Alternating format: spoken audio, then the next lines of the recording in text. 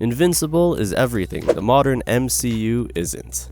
After an incredibly strong Season 1, the show set the ball rolling, and in Season 2, it hasn't pulled any punches. Its bold, fresh take on the superhero genre, paired with sharp writing, emotional depth, and gut-wrenching twists, has already made it an instant classic. Compare that to what Marvel's been putting out recently, it's not even close. Flop after flop, movie after movie, the MCU hasn't proven they can't, or won't, learn their lesson. And if things continue down this path, Invincible won't just outperform Marvel, it'll bury it. If you ever only watch DC or Marvel films, you'd probably think the superhero genre is dead. You're dead! Or at the very least, on life support. Recycled storylines, paper-thin characters, and writing that feels like it was spat out of an AI programmed by a Disney executive. Even the most hardcore Marvel fans are starting to check out. So, what is Invincible doing differently? On the surface, Invincible might not look like anything new. Plenty of its characters are clear riffs on superhero archetypes we've seen before. Omni-Man is obviously inspired by Superman, Darkwing, a Batman knockoff, Monster Girl draws from the Hulk, even the world itself is loaded with familiar tropes, secret identities, shady government agencies, a Justice League-style hero collective, it's all been done before.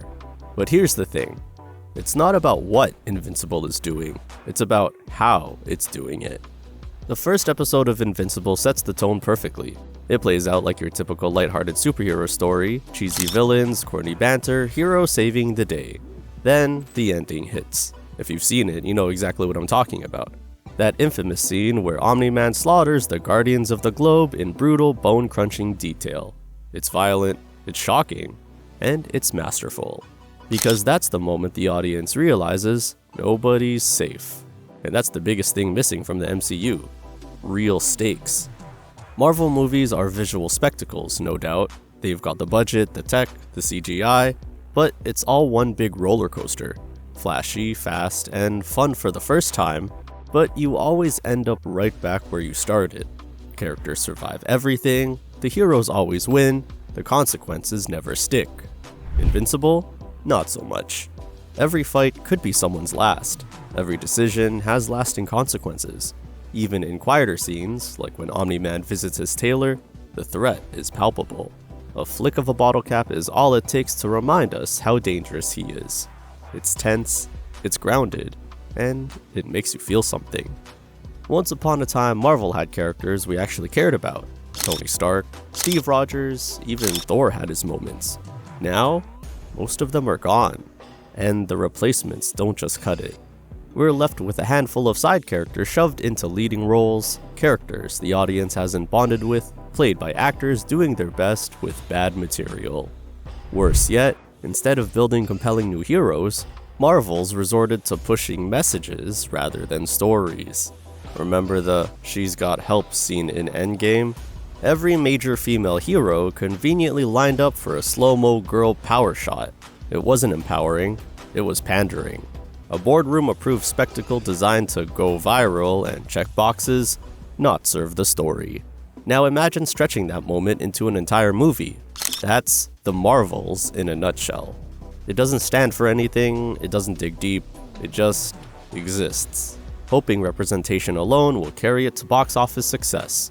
Meanwhile, Invincible builds actual strong female characters, not because it has to, but because the story demands it. Even Invincible had a weak spot in Season 1. Amber. Mark's girlfriend Amber was widely criticized for being written like a moral compass that didn't make sense.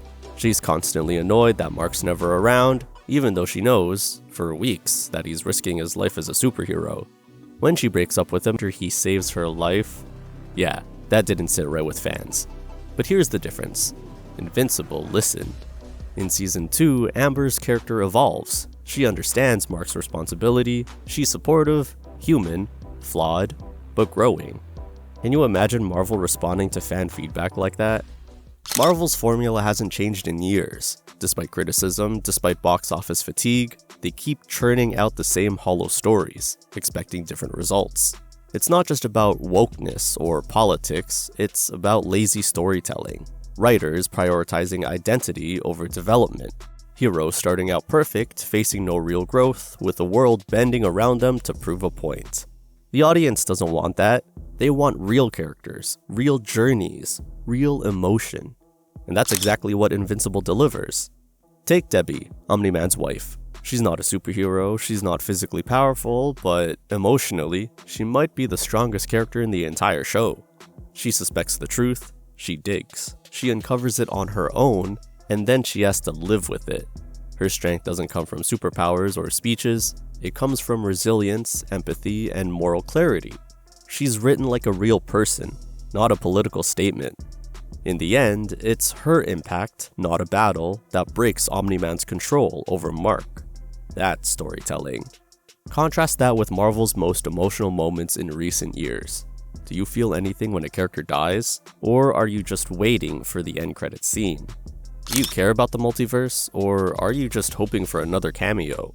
Marvel's big fights have become meaningless because their characters treat them like jokes. Now might be a good time for you to get angry. That's my secret, Cap. I'm always angry.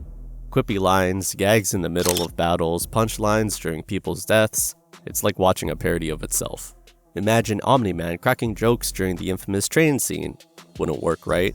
Because Invincible knows when to be serious, when to stop the music, when to sit with the silence. The audience isn't treated like they need a laugh every 10 seconds. They're trusted to feel things, without a wink and a nudge. Here's the real kicker. Superhero fatigue doesn't actually exist. People aren't tired of capes and powers. They're tired of bad storytelling. They're tired of studios pumping out content to hit deadlines, not move hearts. The problem isn't the genre, it's Marvel. The truth is, Marvel doesn't know what it's doing anymore. They lost their core. The Thanos saga gave the MCU direction, urgency, and emotional payoff. Now, it's just filler. Spin-offs, side quests, and half-baked characters scattered across movies and shows that barely connect. Every Marvel film now feels like episode 14 of a 22-episode season you never signed up for. There's no build-up, no payoff, just noise.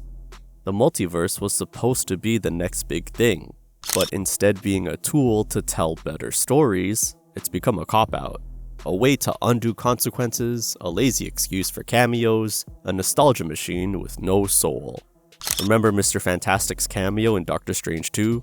The smartest man alive walks in, reveals his entire team's powers, and immediately gets them all killed.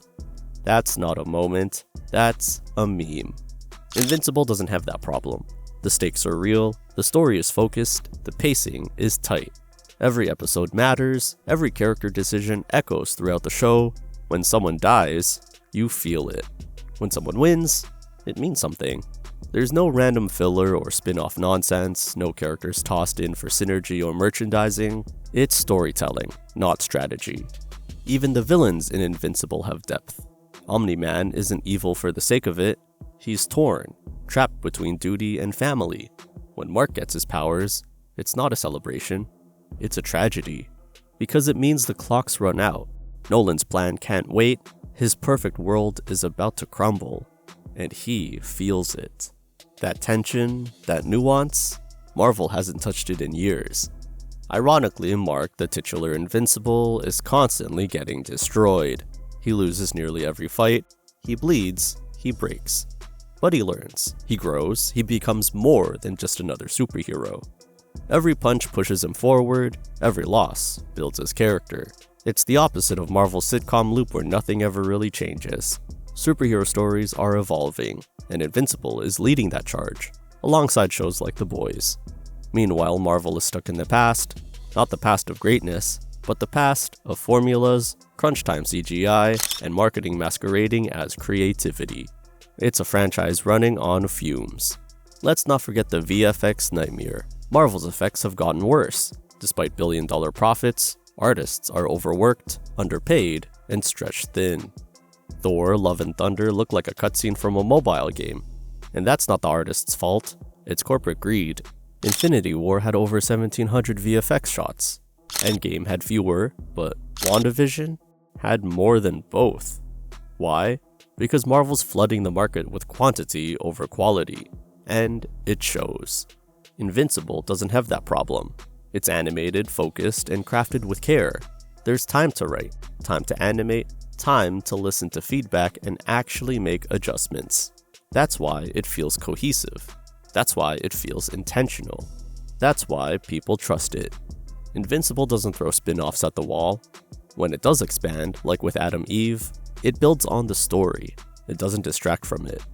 Marvel just keeps adding more noise, hoping something sticks. But it's not working, and it won't work. Not until they remember why people cared in the first place. Invincible isn't just better than Marvel. It's a wake-up call. A reminder that superhero stories can still matter. That they can still challenge, inspire, and shock us. That it's not about the costumes or the powers. It's about the people wearing them.